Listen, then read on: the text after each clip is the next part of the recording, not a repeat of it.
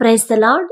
ఇప్పుడు నేను చెప్పే విషయం కొంచెం జాగ్రత్తగా వినండి. కొంచెం జాగ్రత్తగా పరిశీలించుకోండి. మీ జీవితంలో ఇలా ఎవరైనా ఉన్నారేమో ఒకసారి గమనించుకోండి.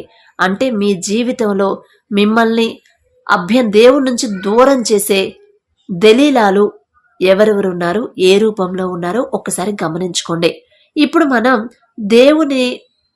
దేవునితో చేసుకున్న నిబంధనలు అనుసరించి నిలబడినప్పుడు, అంటే తండ్రి ఏ దారిలో అయితే నడవాలంటున్నాడో ఆ దారిలో మనం నడుస్తా, ఏ పనులైతే చెయ్యొద్దు అంటున్నాడో ఆ పనులు చేయకుండా దీన మనసు, తగ్గింపు మనసు కలిగి జీవిస్తా ఉన్నప్పుడు మనం ఎలా కనిపిస్తామంటే దేవుని కొరకు, దేవుని ప్రజల కొరకు శక్తివంతమైన కార్యములను చేసిన ఒక సంసోను వలె మనం ఉంటామండి. సంసోను విషయంలో కూడా దేవుని యొక్క నిబంధన ప్రకారం అతని తల మీద మంగళ కత్తి వేయకూడదని చెప్పాడు కదా. అయితే ఎప్పటి వరకైతే, ఎంత కాలం వరకైతే సంసోను ఆ నిబంధనలో స్థిరంగా ఉన్నాడో అంతవరకు కూడా అతడు శక్తిగల దైవజనుడిగా ఉన్నాడు. అంటే ఇప్పుడు తండ్రి మనకు కొన్ని కార్యాలు, కొన్ని పనులు చేయొద్దని మనకి ఖచ్చితంగా చెప్తాడు కదా. ఇలా చేయొద్దు, ఇలా చేయొద్దు, ఇలా ఉండండి, అలా ఉండండి అని చెప్తాడు కదా. ఆ వాక్య ప్రకారం, దేవుని మాట ప్రకారం మనం నడుచుకున్నంత కాలం మనం ఒక సంసోనులాగా, దేవుని ప్రజల పక్షాన ఉండే కార్యాలు చేసే ఒక సంసోనులాగా మనం ఉంటాం. కానీ ఎప్పుడైతే ఈ లోక ఆకర్షణలకి, ఈ లోక ఫ్యాషన్కి, ఈ లోక అలవాట్లకి మనం పడిపోతామో అప్పుడు, అంటే ఆ లోక ఆకర్షణ మొత్తం ఒక దెలీలాగా మన మీద ఆ ప్రభావం చూపించింది. సంసోను కూడా అంతే కదా. దేవుని నిబంధనలో స్థిరంగా ఉన్నంత కాలం మంగళకత్తి వేయలేదు, జుట్టు కత్తిరించలేదు. అప్పటి వరకు దేవుల్లోనే స్థిరంగా ఉన్నాడు. కానీ ఎప్పుడైతే దెలీలా యొక్క ప్రభావంలో పడిపోయాడో, ఆ ప్రేమలో పడిపోయాడో, అప్పుడు ఇక దేవుని నిబంధన మీరిపోయాడు. ఆ తర్వాత ఎంత భయంకరమైన మరణం వచ్చిందండి. అసలు దేవుని దృష్టిలో ఉన్న సంసోను, దేవుడు ఏర్పరచుకున్న సంసోనికి ఎంత భయంకరమైన మరణం వచ్చింది. కానీ దేవుడు అలాంటి మరణం సంసోనికి రావాలి అని ముందుగానే ఆయన ఏర్పాటు చేసి ఉండడు. ఎందుకంటే ఆయన ఇష్టమై దేవునికి ఇష్టమై సంసోన్ని ఏర్పాటు చేసుకున్నాడు. కానీ మనం కూడా దేవునిలో ఉన్నంత కాలం, దేవుని మాట ప్రకారం నడిచినంత కాలం కూడా మనం చాలా జాగ్రత్తగా ఉన్నంత కాలం దేవుని కృప మన మీద ఉంటుంది. కానీ ఎప్పుడైతే దెలీలా వంటి లోక ఆకర్షణలు మన మీద ప్రభావం చూపిస్తాయో, ఆ లోకాలకి, లోకస్తుల ప్రేమకి, ఆ లోక ఫ్యాషన్కి, ఆ లోకంలో దొరికే వాటన్నిటికీ మనం ఎప్పుడైతే దెలీలాని ఎలాగైతే సంసోను ఆకర్షించాడో, ఇక దెలీలా ప్రేమలో పడిపోయాడో, అప్పుడు ఇక దేవుడి నుంచి దూరం అయిపోయి మన పతనం కూడా అంత భయంకరంగా ఉండిద్దండి. ఒకసారి గుర్తు చేసుకోండి. చాలా మంది ఒక్కోసారి చెప్తా ఉంటారు కదా, అరే అతను ఒకప్పుడు దేవుణ్ణిలో భలే ఉండేవాడు, అసలు వారం చర్చికి వెళ్ళేవాడు, ఒకళ్ళని ఒక మాట అనేవాడు కాదు, గొడవలైనా సరే చాలా దూరంగా ఉండేవాడు, చాలా స్ట్రిక్ట్గా ఉండేవాడు. కానీ ఇప్పుడేంది మరి ఇలా తయారైపోయాడు, అర్రే ఏది ఇంత ఘోరంగా అయిపోయాడు అని అనుకుంటాం కదా. ఆ మాటలు మనం వింటా ఉంటాం కదా. అంటే ఒకప్పుడు మనం సంసోనులాగా స్థిరంగా ఉన్నాం దేవునిలో ఉన్నంతకాలం, దేవుని నిబంధనలో ఉన్నప్పుడు. కానీ ఎప్పుడైతే దెలీలా అనే లోకంలో పడిపోతామో ఇక మన పతనం స్టార్ట్ అయింది కదా. సంసోను అనగా సూర్యుని వంటివాడు అని అర్థం. సూర్యుడు అనగా నీతి సూర్యుడై ఉన్న మన యేసుని సూచిస్తుంది కదా. సంసోను వలె మనం కూడా సూర్యుని వలె ఉండడానికి, లేదా యేసు వలె ఉండడానికి మనం పిలువబడి ఉన్నామండి. అయితే దెలీలా అనేది లోకానికి, లోక సంతోషాలకి సూచనగా ఉంది. దెలీలా అను మాటకు సుకుమారమైన అని అర్థం. మనం దేవునితో చేసుకున్న నిబంధనకు సంబంధించిన పునాదులను సుకుమారమైన లోక భోగములు లోపల మనల్ని వినాశనం చేస్తూ ఉంటాయండి.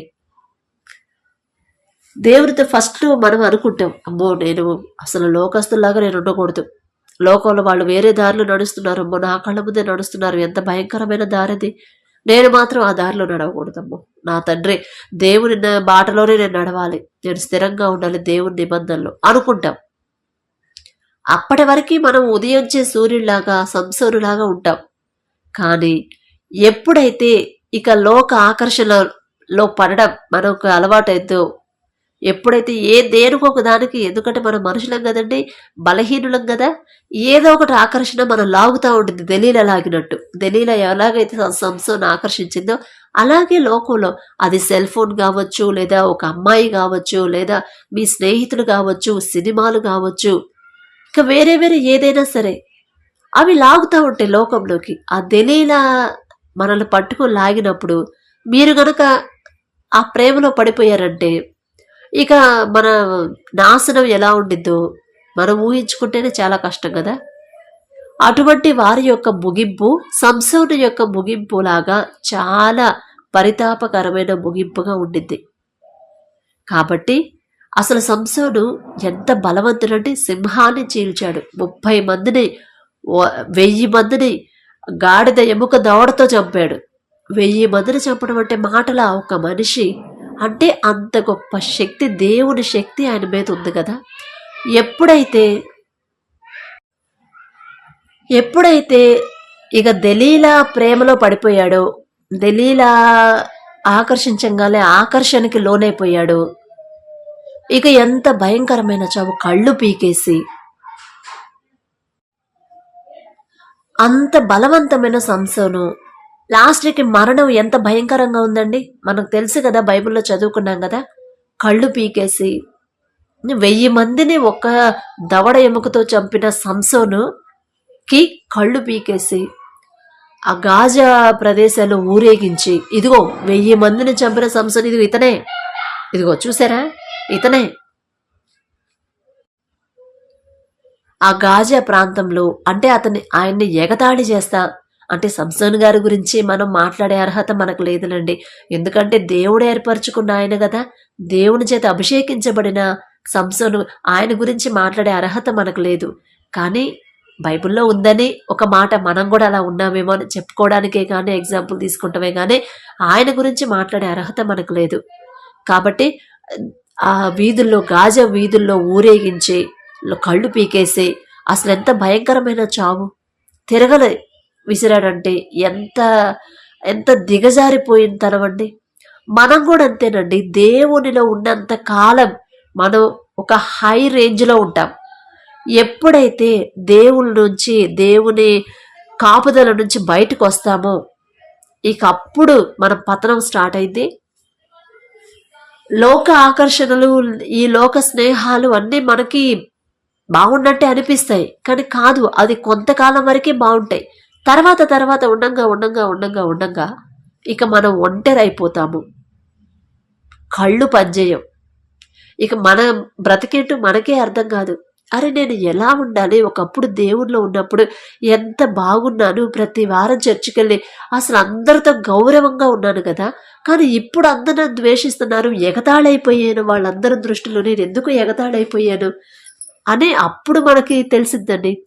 అప్పుడు తెలిసిన అయినా సరే మన తండ్రి గొప్ప దేవుడు. సంసోను అంత పెద్ద పాపం చేసిన, లోకంలో పడిపోయినా కూడా, అయ్యా ఒక్కసారి బలం తిరిగి నాకు బలం ఇవ్వండి, నేను తప్పు చేశాను, ఒక్కసారి మీ బలం నాకు ఇవ్వండి, మిమ్మల్ని ఎగతాళి చేసే వీళ్ళందరినీ చంపేస్తానని ఒక్క మాట దేవుడికి మరలా ప్రార్థన చేస్తే మరలా ఇచ్చారండి. అంత గొప్ప తండ్రి అండి మన తండ్రి.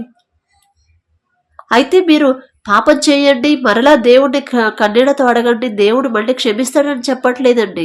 తెలిసి పాపంలో పడిపోయి కావాలని చేస్తే పట్టించుకోడు. అసలు మీరెవరో నాకు తెలియదు పోండి అంటాడు. కాబట్టి చాలా జాగ్రత్తగా ఉండాలండి. లోకంలో చాలా దెలీలాలు ఉన్నారు. అది ఏ రూపంలోనైనా సరే మనం చూస్తూనే ఉంటాం. అది స్నేహితుల రూపంలో కావచ్చు, దేవుడి నుంచి దూరం చేసేది ఏదైనా సరే, అది లోకపరంగా ఈ లోకం మిమ్మల్ని పట్టుకొని లాగుతా ఉంటే అదొక దెలీలా. మీ స్నేహితులు ఏమన్నా, అరే ఎప్పుడు చర్చికి ఏం వెళ్తాయరా, ఒకసారి ఆ ఫంక్షన్కి వెళ్ళొద్దాం చాలా బాగుండిద్ది అని చెప్పారా, వాళ్ళొక దెలీలా. ఆ రూపంలో దెలీలా మిమ్మల్ని ఆకర్షిస్తుంది. లేదా సినిమాలు, లేదా ఇంకా దేవునికి వ్యతిరేకంగా మీరు మాట్లాడుతున్నా అదొక దెలీలా. సెల్ ఫోన్, ఇప్పుడు అందరికి సెల్ ఫోన్ కదా, ఇదొక దలీలా. ఇప్పుడు మన చేతుల్లోనే ఉంది దలీలా. దలీలా మన చేతుల్లో కాదు, దలీలా చేతుల్లో మనమే ఉన్నాం. సంసోను ఎలాగైతే దలీలా ఒళ్ళో పడుకున్నాడో అలాగే ఈ ఫోన్ అనే దలీలా ఒళ్ళో మనం అంతే పడుకున్నామండి. కావాలంటే ఒకసారి గమనించుకోండి. ఫోన్ లేకపోతే మనం బ్రతకలేం కదా. ఇదే దలీలానే మనం లాగేస్తుంది, మనం గమనించుకోలేకపోతున్నాం, ఎందుకంటే మనకు అంత తెలివి లేదు కదా. కాబట్టి ఏ చిన్న లోక భోగం కూడా మన జీవితంలో ప్రవేశింపకుండానట్లు ప్రతి విధమైన జాగ్రత్తను తీసుకోవాలి. చాలా జాగ్రత్తగా ఉంటేనే దేవుడి నుంచి, దేవుని కృపలో మనం ఉంటాం. ఒక్కోసారి మన వస్త్రధారణ ఇప్పుడంతా ఫ్యాషన్ మీదే నడుస్తుంది కదా. ఏ కొత్త మోడల్ వస్తే, ఏ కొత్త ఫ్యాషన్ డ్రెస్ వచ్చినా, శారీ వచ్చినా, ఏ కొత్త బాయ్స్ జెంట్స్ అయినా లేడీస్ అయినా కొత్త ట్రెండ్, ఇప్పుడు ఏంటంటే కొత్త ట్రెండ్, ఈ ట్రెండే ఫాలో అవుతున్నారు. మీకు తెలియదా? అందరూ ఇవే వేసుకుంటున్నారు అని చెప్పినట్టు చెప్తారు. అప్పుడు మనం ఏంటంటే, మనం ఇంకా అప్డేట్ అవ్వట్లేదు అనుకుంటారేమో అందరూ అని ఖచ్చితంగా ఆ డ్రెస్ కొనాల్సిందే, వేసుకోవాల్సిందే. ఆ డ్రెస్ ఇప్పుడు చాలా టైట్ డ్రెస్ అందరూ వేసుకుంటే మనం కూడా వేసుకోవాల్సిందే. చున్నీ తీసేసి టాప్ మీద నడుస్తూ ఉంటే మనం నడవాల్సిందే. ట్రెండ్ వస్త్రధారణ అదేనండి. అసలు బైబిల్లోనేమో తగు మాత్రపు వస్త్రాలు ధరించుకొని తగు మాత్రపు జీవితం జీవించాలని తండ్రి చెప్తున్నాడు. మనం వినట్లేదు. ఈ లోక ఫ్యాషన్కే మనం వెళ్ళిపోతున్నాం, ఫ్యాషన్లోనే బ్రతుకుతున్నామండి. ఇక ఫ్యాషన్ లేకపోతే మన జీవితమే లేదన్నంత ఇదిగా అయిపోయాం. అంటే ఆ ఫ్యాషన్ అనే దలీలా మనల్ని ఆకర్షించి తన వైపు తీసుకుంటుంది, తన వైపు లాక్కుంటుంది. రా, వచ్చి నా ఒళ్ళు పడుకో అని పిలుస్తుంది. మనమేమో తప్పించుకోలేకపోతున్నాము, ఒళ్ళిపోయి ఆ ఒళ్ళు పడుకుంటున్నాం. ఆ ఫ్యాషన్ అనే దలీలా ఒళ్ళు మనం పడుకుంటున్నాం. ఇప్పుడు బయట వాళ్ళు కాదండి, అన్యులు కాదు, క్రైస్తవుల వస్త్రధారణ నాకు నచ్చట్లేదు, బాధగా ఉంటుంది. అయ్యో, బైబుల్లో అంత స్పష్టంగా ఉంది కదా. తగుమాత్రపు వస్త్రధారణ, స్త్రీ వేసుకునే స్త్రీ వస్త్రధారణ పురుషులు వేసుకోకూడదు, పురుషుడు వేషధారణ స్త్రీ వేసుకోకూడదని ఖచ్చితంగా బైబిల్లో రాపిచ్చాడు కదా. కానీ ఇప్పుడు అందరూ అదేనండి. ప్యాంట్ షర్ట్లు ఏంది, టాప్స్ వేసుకుంటే చున్నీలు తీసేయడం ఏంది, ఇదే ఇక్కడ ఈ లోకంలో ఈ పిచ్చేందో కానీ నిజంగా ఆ దలీలా ఎంత చక్కగా లాగుతుందో అందరినీ. క్రైస్తవుల్లో ఎక్కువ లాగిద్ది కదా. వస్త్రధారణ విషయంలో కూడా చాలా జాగ్రత్తగా ఉండాలండి. అదేంటి సిస్టర్, మన హృదయం కదా తండ్రి అడిగేది. మన హృదయం కరెక్ట్గా ఉంటే చాలు కదా. మన పై వస్త్రధారణ, పై వేషాన్ని మనుషులు చూస్తాడు కానీ దేవుడు చూడరు సిస్టర్ అంటారేమో. ఒకవేళ తండ్రి అది కూడా చూడకపోతే బైబిల్లో ఎందుకు రాపిస్తానండి? స్త్రీ వేషధారణ పురుషుడు వేసుకోకూడదు, పురుషుడు వేషం స్త్రీ వేసుకోకూడదు. వస్త్రధారణ విషయంలో తగు మాత్రపు వస్త్రాలు ధరించండి అని బైబిల్లో ఎందుకు చెప్తారు, ఎందుకు రాపిస్తాడు? ఎందుకంటే మన వేషాన్ని బట్టే, మన వేషధారణ బట్టే అన్యులు కూడా వీళ్ళు ఇంత ఫ్యాషన్, ఎంత డెవలప్ అవుతున్నా కూడా వీళ్ళు ఇలానే ఉన్నారంటే దేవుడికి భయపడుతున్నారేమో.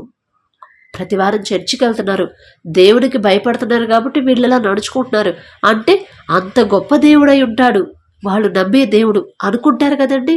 అప్పుడు ఆ గొప్పతనం, ఆ కీర్తి ఎవరికి వచ్చింది? మన తండ్రికి వచ్చిందండి, మనకు కాదు. మన వస్త్రధారణ, మన ప్రవర్తన, ఇతరులతో మన యొక్క నడవడి, అది చాలా జాగ్రత్తగా చూసుకోవాలండి. తగ్గింపు జీవితం, తగ్గింపు మాటలు. ఈ ఫ్యాషన్ ఎటువైపోయినా పోండి. మీరు మామూలు డ్రెస్సులు వేసుకుంటే అందరూ ఎగతాళి చేస్తారేమో.